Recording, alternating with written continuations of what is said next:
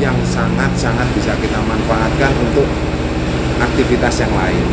Nah, akhirnya kumpul dengan keluarga, masih banyak waktunya, kita bisa libur, kita bisa jalan-jalan, kita bisa silaturahmi ke saudara-saudara kita. Itu saya yakin dengan proses pengolahan pakan yang tepat, itu akan membuat kita menjadi peternak nyaman. Oke, jangan lupa subscribe dan like channel di Petani Online. Inspirasi untuk memotivasi semua peternak. Kita harus bangga jadi ternak, sukses peternak Indonesia. Saya sudah beternak, ini pemasarannya gimana gitu kan? Saya udah ternak, pemasarannya gimana? Itu juga sering muncul pertanyaan-pertanyaan di sahabat-sahabat peternak itu. Ya. Itu gimana solusinya gitu? Begitu kita sudah beternak, ya kan? Untuk pemasarannya kita harus membuat sebuah jaringan. Jadi seandainya contoh saya tinggal di Sleman, ya kan? Saya harus banyak sering-sering silaturahmi ke peternak-peternak di wilayah saya sendiri dulu. Karena untuk memasarkan hasil produk kita, itu target utama kita adalah teman-teman sesama peternak. Bukan kita main langsung, oh saya mau jual ke si enggak, tapi dari sesama peternak. Karena peternak itu butuh ternak, ya enggak? Nah, dia akan membeli dari siapa? Peternak itu butuh ternak, dia akan membeli dari peternak, dan itu akan berputar terus.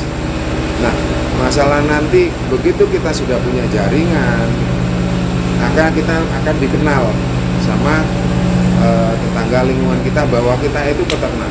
Dan jangan malu, prinsipnya dimanapun kita berada, dimanapun kita ketemu komunitas kita, katakan bahwa saya adalah peternak, saya peternak domba.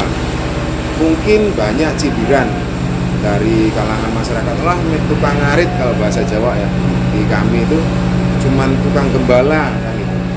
Tapi jangan salah, kenapa kita harus malu? Apa sih kita ini? Kenapa kita harus malu mengatakan bahwa kita itu pengembala kambing domba atau kita peternak kambing domba, sapi dan lain sebagainya? Itu adalah akhirnya akan apa? Menutup rezeki kita sendiri. Nah, begitu kita malu untuk menceritakan bahwa kita ini usaha ini, maka orang lain tidak akan pernah mengenal kita sebagai kita peternak. Maka ada filosofi dari teman-teman itu, banggalah jadi peternak. Nah, kalau kamu sudah jadi peternak, maka kamu bangga, ya sudah, kemanapun kamu cerita, mungkin pas acara silaturahmi, ceritakan di situ, kenalkan bahwa kamu itu peternak. Nah, di situ sebenarnya kita membuat sebuah market, pemasaran, walaupun kita di situ tidak menawarkan produk kita, tapi setelah orang tahu bahwa saya itu, ya oh si A itu peternak, berarti besok kalau kita butuh apa-apa pasti dia akan ke sana. Nah, itu satu. Nanti dia akan bercerita lagi dengan si temannya, ternyata ada temannya yang butuh ternak. Oh, di tempatnya si A sekarang dia ternak kok gitu. Itu teman kita loh kan gitu. Nah, dari situ kalau kita malu, teman-teman kita nggak akan ada yang tahu gitu, kalau kita itu peternak. Itu satu, itu kuncinya. Jangan pernah malu dengan beternak, karena begitu kita malu maka orang tidak akan kenal dengan kita. Nah, itu market yang harus kita bangun di situ dulu. Nah, bagaimana menurut Bapak nih Pak? Atau kalau misalkan katakanlah yang bisa supaya untuk kebutuhan gitu, karena misalkan fokus di peternakan, bisa untuk kebutuhan keluarga misalnya, ini gimana solusinya? Caranya seperti apa? Oke, untuk beternak, untuk memenuhi kebutuhan kita sehari-hari, apalagi yang sudah berkeluarga ya, untuk memberikan nafkah anak istri kita, ya hilangkan dulu mindset bahwa beternak itu penjualannya hanya di Idul Kurban. Karena penjualan kebutuhan daging kambing domba khususnya itu kan dibutuhkan setiap hari, bukan hanya setiap Idul Kurban. Nah, setelah kita hilangkan mindset itu, maka kita akan bisa menjual ternak itu setiap hari. Gimana caranya? Ya banyak, setiap orang akan beda cara. Contoh, kita ambil contoh kecil aja lah. Banyak orang bisa jual ternak dalam satu hari itu bahkan sampai ratusan ekor, tapi dia tidak punya ternak. Itu yang kita sebut pedagang ternak. Nah, kita sebagai peternak bisa nggak ikut caranya dia? Saya yakin sangat-sangat bisa. Nah, makanya untuk bisa ke situ berarti kita harus fokus.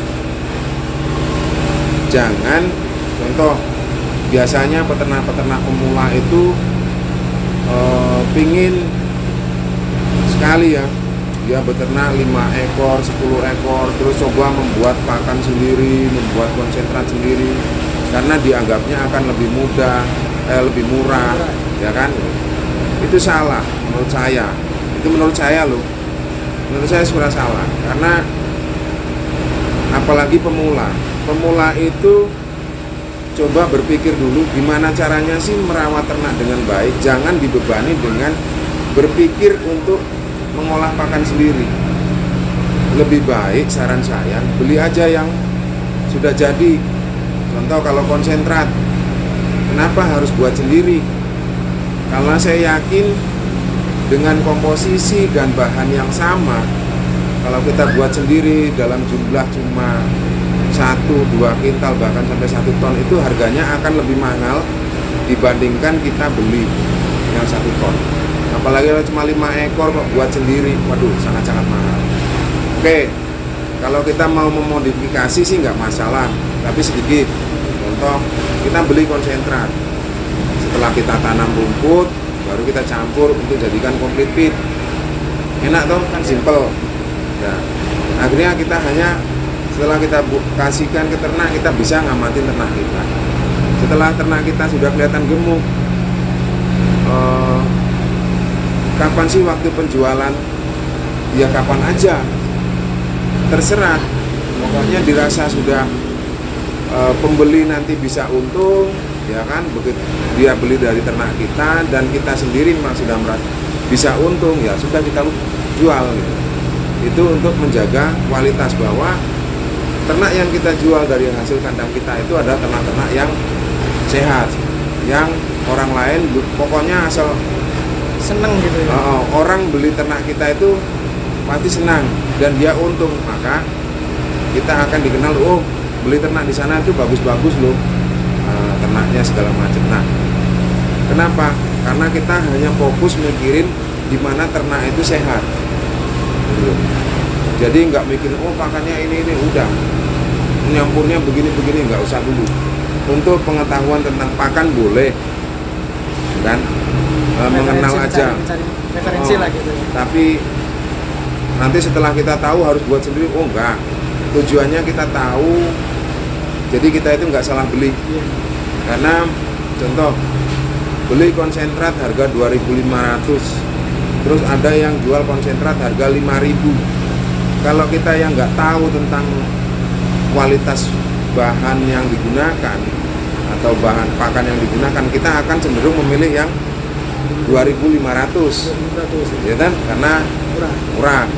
Tapi kalau kalau kita paham betul dengan komposisi dalam setiap bahan itu yang dibuat, dan nanti dilihat itu di hasil ternaknya, dia akan pilih yang 5.000.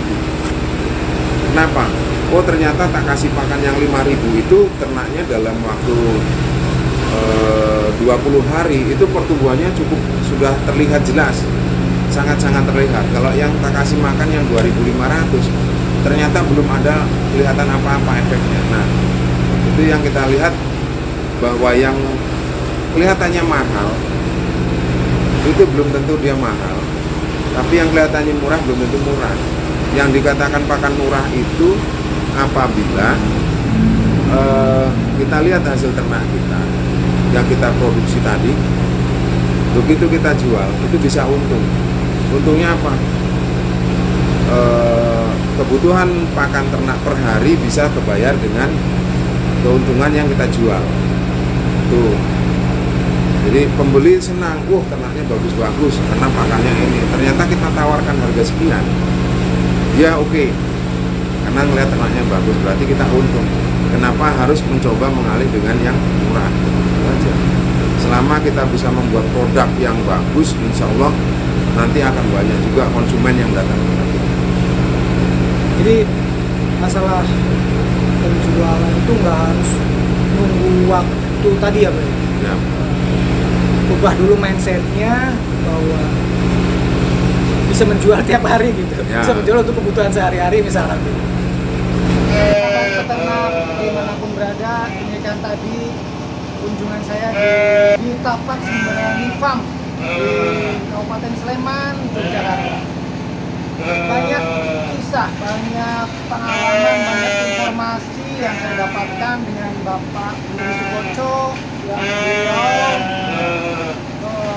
mendapatkan saya mendapatkan informasi untuk memotivasi maupun pengalaman-pengalaman yang bisa dibagikan buat para peternak.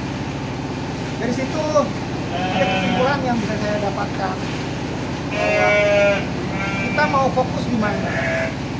Dan beternak itu sebenarnya banyak waktu luang, banyak waktu, tidak seperti yang saya sebutkan di atas ya, bahwa nggak boleh sakit ataupun nggak bisa libur, itu tidak. Jadi dengan teknologi yang ada, dengan perkembangan informasi, perkembangan teknologi, kita bisa ya beternak itu menyenangkan gitu sebenarnya, tidak bikin repot.